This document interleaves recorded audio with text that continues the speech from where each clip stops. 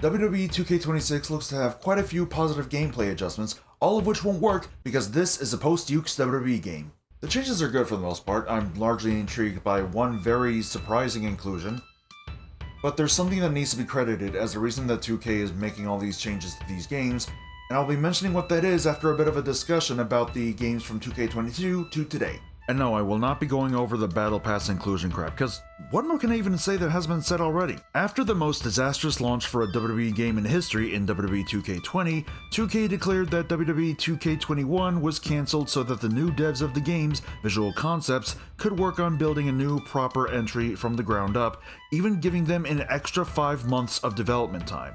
There was a number of things different this time around, most notably a combo system that was basically an overhauled version of the strike combos the older PS2 WWE games did, as well as some of the SmackDown vs. Raw PS3 and 360 games. They also brought back their own take on GM mode called My GM Mode. I do not care one way or the other for GM modes, but I am happy for those that wanted it. They also changed up Showcase mode. Gone are the fully animated parts of the matches along with commentary for whatever reason, bringing in something called slingshot technology, which basically changes the aforementioned cutscenes to go from partly animated to live footage to partly animated again before going back to the gameplay. Nobody liked this. In addition, My Player, originally My Career, was rebranded as My Rise, and didn't really have a set story akin to what we got in 2K19 and 2K20, and I wish I knew why. It ended up including exclusive characters to the mode that, for whatever reason, 2K just refused to make playable outside of said mode. You didn't really get to play as them all the time, obviously. Same could be said for My Faction, the new monetized as fuck mode, where you manage factions and I don't know what else. I don't really play this mode. In it are exclusive wrestlers that, as I was saying before, otherwise can't be playable outside of said mode. People criticize both of these things, and spoiler alert, 2K didn't listen. In WWE 2K23, the most that really changed regarding anything was that they added in War Games as a match type, and that's it. No My Faction or My Rise exclusives playable outside of their respective modes either. There were some people that managed to mod the PC version of 2K22 and upload said exclusives as cause, but in 2K23, 2K added some kind of tag or something like that to keep them locked behind My Rise and My Faction. I understand them doing that for My Faction, even if they will never need that much money for as long as they will ever exist, but why not just make the My Rise ones available at least? What the hell is your problem, 2K? But then the following year, something truly astonishing happened. Despite not listening to the criticism from the year prior, or the year before that for that matter, for the most part, they suddenly decided that, wait, criticism is something we're supposed to adhere to actually. Kind of like when Tony Khan opted to relicense the song Saturday Night's Alright for Fighting by Elton John for AEW Collision as a theme song for that, because people weren't happy that they changed the theme song to Red Light Is On, which I gotta be honest, is not a bad song. In WWE 2K24, there was a lot overhauled about it. First, and arguably most important, they made it so you could have up to 5 signature maneuvers and up to 5 finishers, something that technically hasn't been a thing since the GameCube WWE games, albeit those only being for finishers, as signature moves weren't a thing till SmackDown vs. Raw 2009. They also brought back some gimmick matches such as the casket match, the special referee match, and the gauntlet match, and even brought in a new one in the ambulance match. We also got 3 separate running corner attacks. Yes, that was actually a big thing, to be honest with you.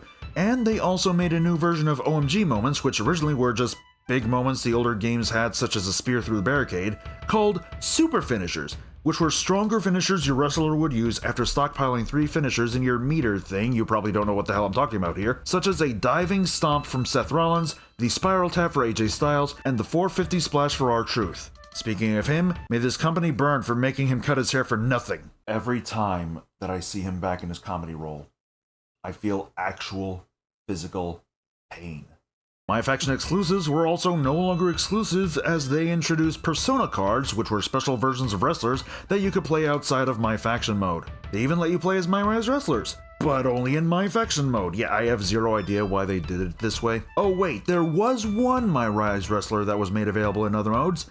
Xavier Woods' created wrestler, Zero, who looks exactly like Xavier Woods and has his exact same moveset. You know what, actually that's fitting for a Persona card, as they're just alternate skins treated as separate wrestlers. They couldn't even be bothered to give Chad Gable's 2016 self his moveset from that year! Then 2K25 came out, being the most recent one, with a slew of other changes such as bringing back the chain wrestling mechanic, albeit a bit worse than the original IMHO, a new weight class of wrestlers called Giants, who can't do springboard moves but have an extra health bar, new gimmick matches being the Underground match based on the failed show segment Raw Underground, and the Bloodline Rules match, being a no DQ match but with interference from a set number of people on each side. The showcase mode even got rid of the slingshot technology and brought back both commentary and fully animated cutscenes, thank Christ. They also brought promos back into Universe mode, which, not gonna lie, I was never big on them in the first place, but I am happy for those that wanted it. And the biggest change, in my honest opinion, is bringing back intergender matches, which weren't a thing in WWE games since SmackDown vs. Raw 2009. Oh, and they also introduced a new mode entirely called The Island, which was just another money-making scheme, but from what I've played of it on my Switch 2, it's alright, and apparently the virtual currency you earn in that mode can be used in my faction, I guess because it's paid VC rather than the regular VC you earn during regular play. But man, they really need to make their servers work before doing a second online-only mode. They also introduced dedicated barricade dives, and I say dedicated as ones from older games were doable, but were based on your regular diving moves and thus wasn't always perfect. Oh, and at long last, My Rise originals are playable outside of My Rise and my faction. They even made it so you can play as the My Player / Career / Rise player characters from Buzz in 2K19 to the Dark Horse and the Captain in 2K24. But they're also only locked behind my faction. What? You know, they say one prominent definition of insanity is doing the same thing over and over and over again, expecting a different result. Why would you do the same thing you did before 2K when people clearly wanted to play as them outside of my faction? What is wrong with you? Are you fucking brain dead? And now 2K26 is around the corner, bringing back 3 gimmick matches in the I Quit match, the Inferno match, which is really surprising to me, and the 3 Stages of Hell match, which is basically a 2 out of 3 falls match, but each fall has a specific stipulation to it. They unfortunately brought back slingshot tech for showcase mode, but included a sort of gauntlet match option for the unlockables if you don't want to deal with it. They even finally changed up the commentary, adding in Wade Barrett and the recipient for the Worst TV Announcer of the Year award from Wrestling Observer Newsletter. 4 times. The biggest shocker of a good thing they added in, though, thumbtacks. They unironically, not as a joke, hand to God himself, put thumbtacks in the game. Something that, as far as I know, was only in one game in the series, being SmackDown vs. Raw 2009 again. There's some kind of pattern here, I just know it.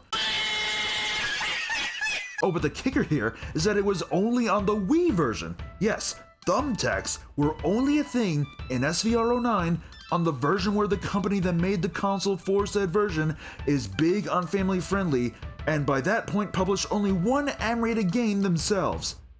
That's amazing. Now we get to the entire point of the video, the reason that you clicked on this video in the first place. As you notice, things started to pick up properly for the most part with 2K24, which was released after the reason we have to thank for 2K trying a bit more.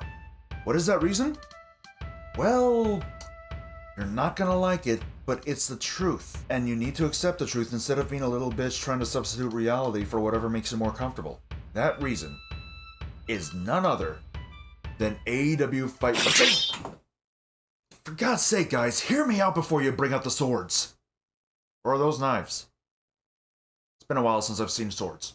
AEW Fight Forever came out in June of 2003, 3 months after WWE 2K23 came out, and it may have been a 6 or really 7 out of 10 game due to not having enough to do in terms of single player content, but a lot of what was added into the WWE 2K games from 2K24 onwards was literally because Fight Forever had it. Thumbtacks, intergender matches, dedicated barricade dives, 5 signatures and finishers, 3 separate running corner strikes, chain wrestling. All of these were thrown into the games, along with a ton of returning features thrown in for good measure because of WWE's direct competition, AEW, making a video game. It doesn't matter if it didn't sell too well or was alright at best, it is a game from WWE's direct competitor, so it makes sense that 2K, under WWE's orders, would actually try to make the WWE games more enjoyable to compete against it.